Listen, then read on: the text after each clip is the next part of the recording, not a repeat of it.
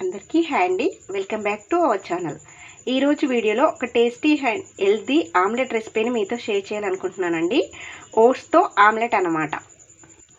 దీన్ని మనం మార్నింగ్ బ్రేక్ఫాస్ట్లోకైనా లేదంటే ఈవినింగ్ టైం స్నాక్స్లోకైనా కూడా సర్వ్ చేసుకోవచ్చు. ఒక మంచి healthy nutrition full of meal అనమాట. ఇది చాలా ఈజీగా క్విక్గా అయిపోయే రెసిపీ అనమాట. పిల్లలకి కాస్త హెల్తీగా వాళ్ళు ఇష్టపడుతూ తినే విధంగా కొంచెం స్పెషల్గా చేయాలనుకుంటే కనుక ఈ విధంగా ఆమ్లెట్ని ట్రై చేసి చూడండి. ఇంట్లో వాళ్ళందరికీ చాలా బాగా నచ్చుతుంది. అండ్ ఈ రెసిపీ వచ్చేసి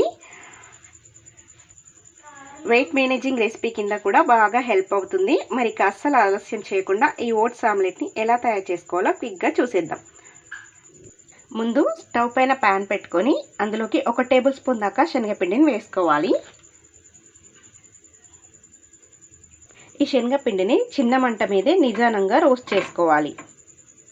ఒక 5 నిమిషాల పాటు నిదానంగా లో ఫ్లేమ్లో రోస్ట్ చేసుకోవాలి. ఈ శనగపిండి అనేది మాడిపోకూడదండి, లైట్గా వెచ్చబడితే సరిపోతుంది.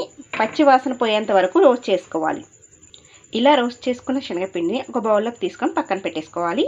ఇప్పుడు ఇదే ప్యాన్లోకి 2 టేబుల్ స్పూన్ల దాకా ఓట్స్ని యాడ్ చేసుకోవాలి. ఓట్స్ని కూడా లో ఫ్లేమ్లో దోరగా వేయించుకోవాలి. ఇలా రోస్ట్ చేసుకున్న ఓట్స్ని మిక్సీ జార్లో బరకగా గ్రైండ్ చేసుకోవాలి. ఇప్పుడు మళ్ళీ స్టవ్ మీద ప్యాన్ పెట్టేసుకొని ఒక 1/2 టేబుల్ స్పూన్ దాకా ఆయిల్ వేసేసుకోవాలి.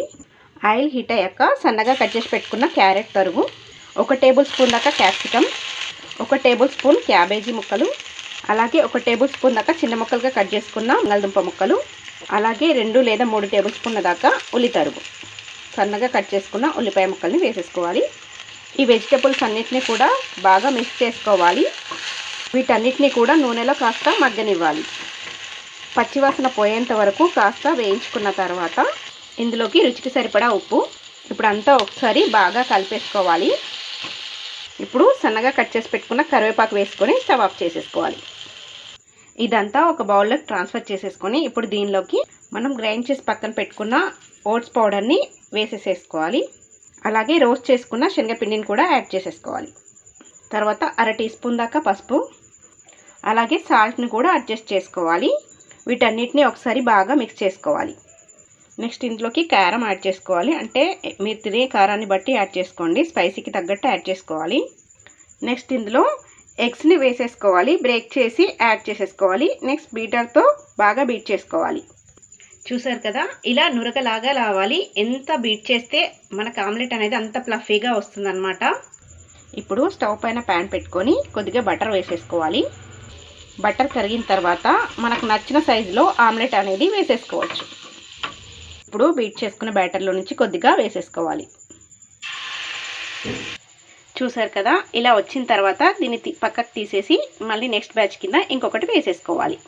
అంతే అండి, చాలా సింపుల్గా చేసుకోవచ్చు. ఇది బ్రేక్ఫాస్ట్లోకైనా ఈవినింగ్ స్నాక్స్కైనా చాలా బాగుంటుంది. మీరు కూడా ఈ ఆమ్లెట్ని ఇంట్లో ట్రై చేయండి. ట్రై చేసి టేస్ట్ చేశాక మీకు ఎలా వచ్చిందో నాకు కామెంట్ సెక్షన్లో కామెంట్ చేయండి. వీడియో నచ్చితే లైక్ చేయండి, మీ ఫ్రెండ్స్కి రిలేటివ్స్కి షేర్ చేయండి. మరిన్ని సింపుల్ టేస్టీ రెసిపీస్ కోసం మన ఛానల్ని సబ్స్క్రైబ్ చేసుకోండి.